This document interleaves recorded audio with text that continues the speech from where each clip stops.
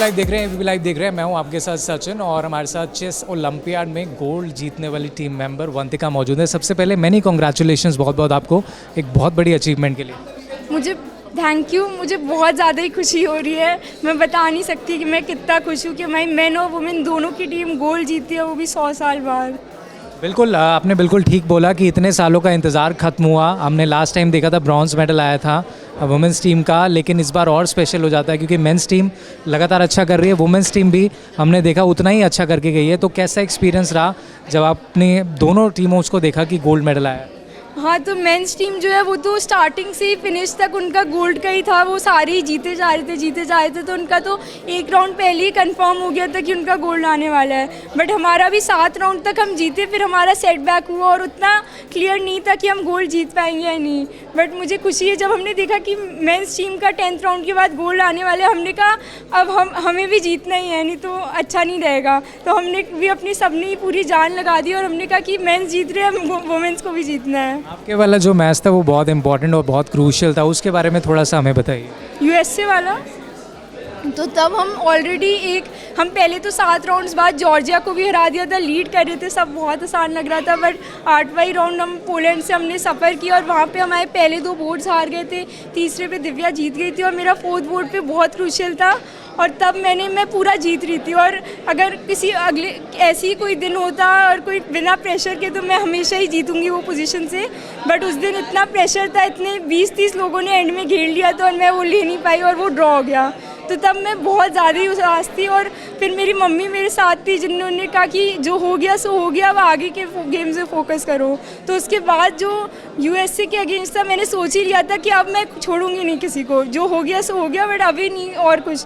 और फिर मैंने देखा कि हम इतना टफ सिचुएशन में 2 गेम्स ड्रॉ होने वाले, एक में हम वर्स्ट चल रहे और शायद हार ही जाएंगे। मैंने कहा कि मुझे तो जीतना ही है, तो मैं फिर रिस्क लेने लग गई और मैंने कहा कि अब एक में हारेंगे और फिर ड्रॉ करके भी क्या फ़ायदा ना। तो मैंने पोजीशन तो ड्रॉ इक्वली थी, बट मैंने बहुत रिस्की खेलने लगी और फिर जब उसने मिस्टेक किया तो मैंने उस पर कैपिटलाइज करके जीत गई मैं। बहुत अच्छा आपका परफॉर्मेंस था, हमने सबने देखा था। लेकिन आप अपनी थोड़ी जर्नी के बारे में बताइए, जो ग्रैंड मास्टर आप बनी, किसके अंदर शुरुआत कहाँ से हुई, कैसे आपने डिसाइड किया और फैमिली का सपोर्ट कितना था शुरू?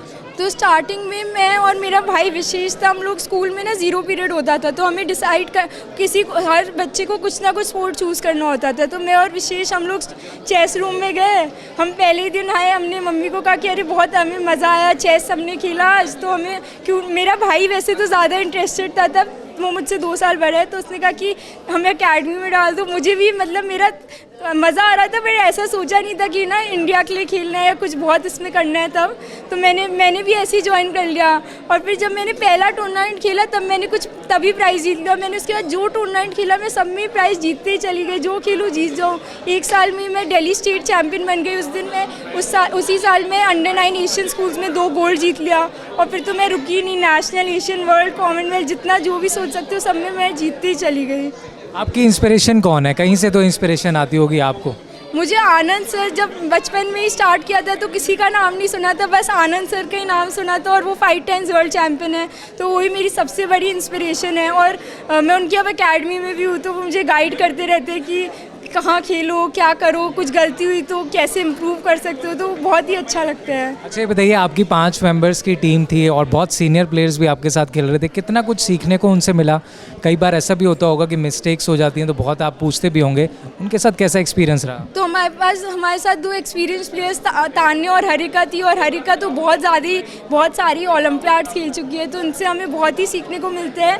और उनका जो पिछले साल का एक्सपीरियंस था, मैं तब टीम में नहीं थी, बट वो लोग जो लास्ट मोमेंट जब प्रेशर था यूएसए के साथ, तो उनके लास्ट के कुछ बोर्ड्स हार गए थे, तो तब उनने जो बताया कि वो प्रेशर जो था, तो उन्होंने कहा कि वो जो प्रेशर है हमें बहुत लेना नहीं है, और जब राउंड्स आगे बढ़ते रहेंगे, हम लास्ट मेडल की तरफ जा रहे होंगे, तो प्रेशर फील होना ही होना है। उन्होंने कहा कि उस सिचुएशन में जितना काम रह सके और बस गेम के बारे में फोकस करें, वो बहुत इंपॉर्टेंट है।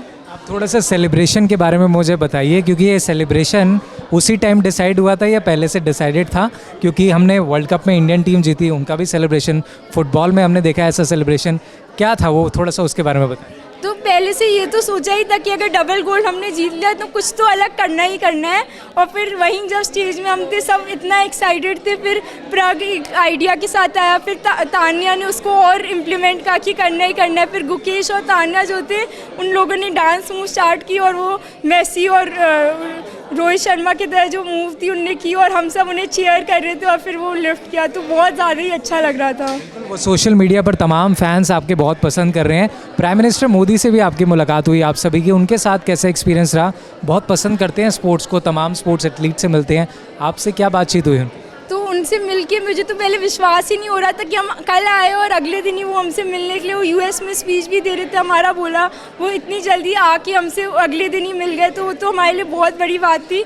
और मेरे लिए और ही बहुत स्पेशल था क्योंकि मैं उनसे 9 साल की जब थी तो मैं तब एशियन चैम्पियन बनी थी, अंडर-9 में 2 गोल्ड जीते थे।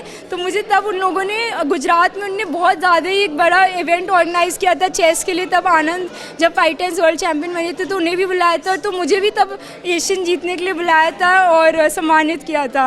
तो तब जो मुझे प्रोत्साहन मिला, जो एनकरेजमेंट, इतना जो अच्छी फीलिंग आ रही थी कि हाँ अब ये मिला है तो अब मेहनत करते रहना है। और उसके बाद वो 12 साल बाद, वो 2012 की बात है, वहाँ तक पहुँचना, तो आज मैं अपनी फ़ोटोग्राफ भी जो उनके साथ थी मैं ले गई और ताकि उन्हें दिखाने के लिए, जो उनने मुझे तब प्रोत्साहित किया था और मैं अब यहाँ तक पहुँच पाई हूँ, तो वो भी बहुत खुश थे और मुझे भी अच्छा लग रहा था कि ये मोमेंट तक मैं पहुँच पाई हूँ। बहुत बड़ी अचीवमेंट है। जब आप चेस नहीं खेल रहे होते तो अपने फ्री टाइम में आप क्या करते हो? फैमिली के साथ कैसे वक्त स्पेंड करते हो?